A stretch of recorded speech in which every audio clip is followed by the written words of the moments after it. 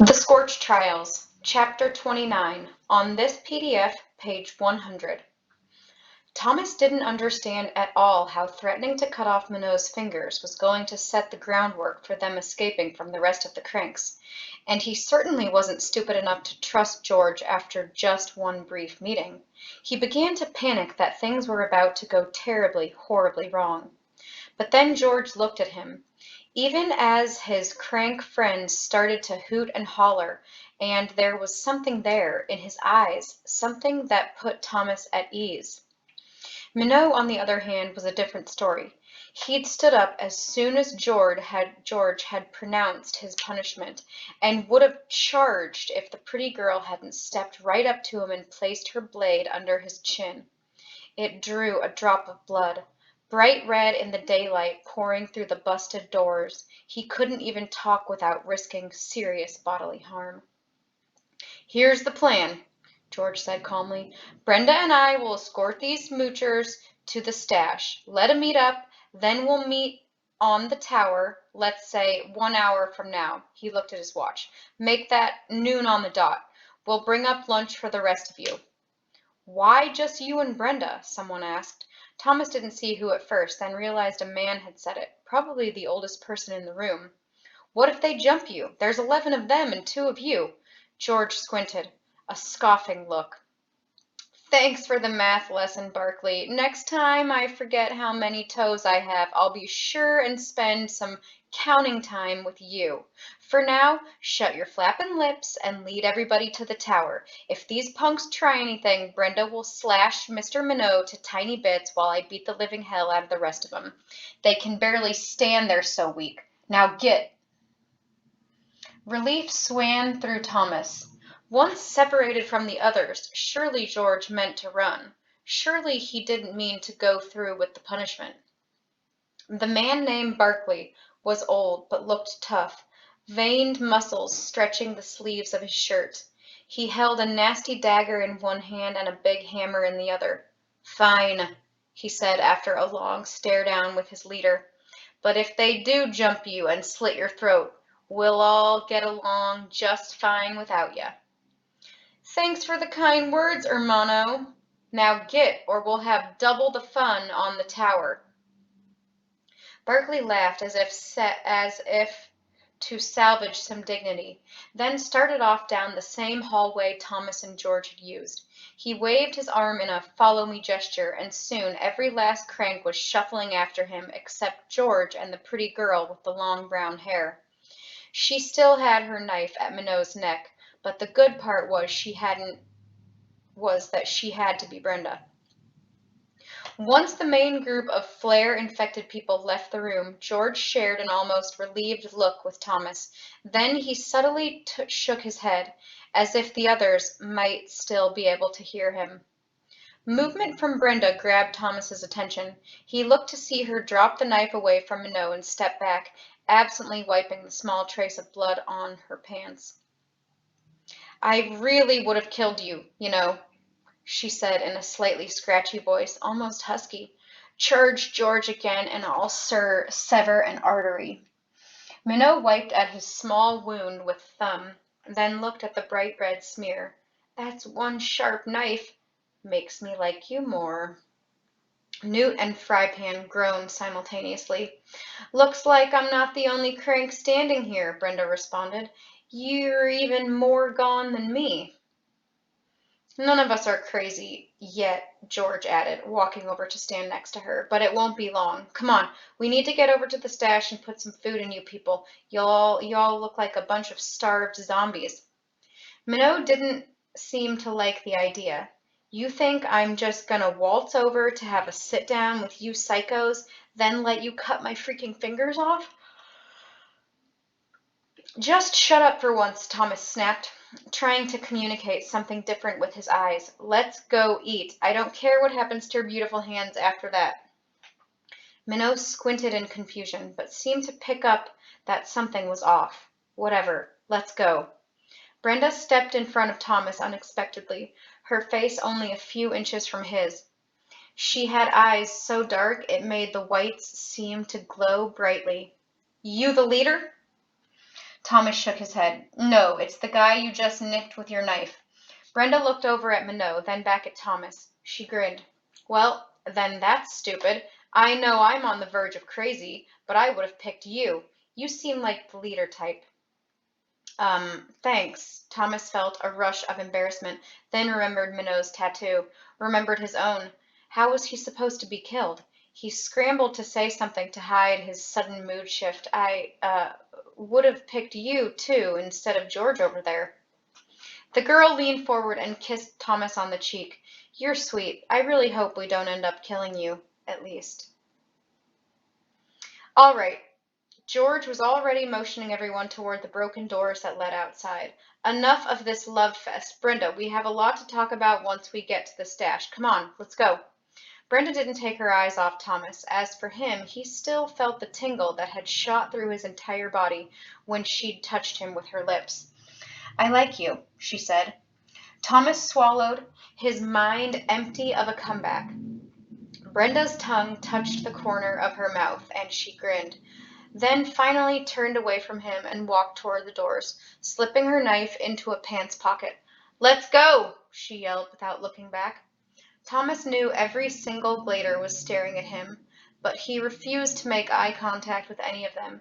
Instead, he hitched up his shirt and walked forward, not caring about the slight smile on his face. Soon the others fell into step behind him, and the group exited the building and emerged into the white heat of the sun beating down on the broken pavement outside. Brenda led while George took up the rear.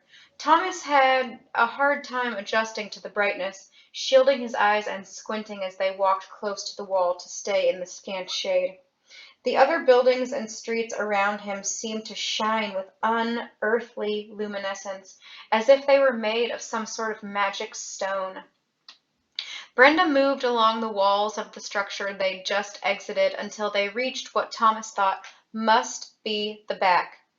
There, a set of steps disappeared into the pavement, reminding him of something in his past life, an entrance to some kind of underground train system, perhaps. She didn't hesitate. Without waiting to make sure the others were behind, she bounced down the stairs, but Thomas noticed that the knife had reappeared in her right hand, gripped tightly and held a few inches from the side of her body, a stealthy attempt at being ready to attack or defend on a moment's notice. He followed her, eager to get out of the sun and, more importantly, make it to food. His insides ached more strongly for sustenance with every step he took. In fact, he was surprised he could still move. The weakness was like a poisonous growth inside him, replacing his vital parts with a painful cancer. Darkness swallowed them eventually. Welcome and cool, Thomas followed the sound of Brenda's footsteps until they reached a small doorway through which shone a glow of orange. She went inside, and Thomas hesitated at the threshold. It was a small, damp room full of boxes and cans, with a single light bulb hanging from the center of the ceiling. It looked far too cramped for all of them to enter. Brenda must have sensed his thoughts. You and the others can stay out there in the hallway. Find a wall and sit. I'll start bringing out some tasty delights for you in a sec. Thomas nodded, even though she wasn't looking, and stumbled back into the hallway. He collapsed next to a wall down a ways from the rest of the gladers, deeper in the darkness of the tunnel, and he knew for certain he'd never get back up unless he ate something. The tasty delights ended up being canned beans and some type of sausage, according to Brenda. The words on the label were in Spanish. They ate it cold, but it tasted like the grandest meal Thomas ever had, and he devoured every bite. They'd already learned it wasn't smart to eat quickly after such a long period of fasting, but he didn't care. If he threw it all up, he'd enjoy eating it all over again. Hopefully a fresh batch. After Brenda passed out the food to the starving gladers, she walked over to sit by Thomas, the soft glow from the room illuminating the thin strands on the fringes of her dark hair. She set down a couple of backpacks, filled with more of the cans, at her side. One of these is for you, she said. Thanks. Thomas had already reached the bottom half of his can, scooping out one bite after another. No one spoke down the hall from them. The only sounds were slurping and swallowing. "Taste good?" she asked as she dug into her own food. "Please, I'd push my own mom down the stairs to eat this stuff. If I still have a mom." He couldn't help thinking of his dream and the brief glimpse he'd seen of her, but did his best to forget it. It was too depressing. "You get sick of it fast," Brenda said, pulling Thomas out of his head. He noticed the way she sat, her right knee pressed against his shin, and his thoughts jumped to the ridiculous idea that she'd moved her leg like that on purpose. "We only have about 4 or 5 options." Thomas concentrated on clearing his mind, bringing his thoughts back to the present. "Where'd you get the food? And how much is left?" Before this area got scorched by the flares, this city had several food manufacturing plants, plus a lot of warehouses to hold the food. Sometimes I think that's why Wicked sends cranks here. They can at least tell themselves that we won't starve while we slowly go crazy and kill each other. Thomas scooped out the last bit of sauce from the bottom of his can and licked his spoon clean. "If there's plenty, why do you only have a few options?" He had the thought that maybe they'd trusted her too quickly, that they could be eating poison, but she was eating the same food, so his worries were probably far-fetched. Brenda pointed toward the ceiling with her thumb. "We've only scored the closest ones. Some company that specialized, not much on variety. I'd kill your mother for something fresh out of a garden, a nice salad. Guess my mom doesn't have much of a chance if she's ever standing between us and a grocery store." "Guess not." She smiled then, though a shadow mostly hid her face. The grin still shone through, and Thomas found himself liking this girl. She'd just drawn blood from his best friend, but he liked her, maybe in small part because of that. "Does the world still have grocery stores?" he asked. "I mean, what's it like out there after all this flare business? Really hot with a bunch of crazy people running around?" "No, well, I don't know. The sun flares killed a lot of people before they could escape to the north or south. My family lived in northern Canada.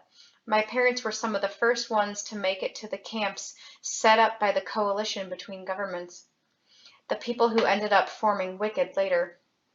Thomas stared for a second, his mouth wide open. She'd just revealed more to him about the state of the world in those few sentences than anything he'd heard since having his memory wiped. Wait a second," he said. "I need to hear all this. Can you start from the beginning?" Brenda shrugged. "Not much to tell. Happened a long time ago. The sun flares were completely unexpected and unpredictable, and by the time the scientists tried to warn anyone, it was way too late.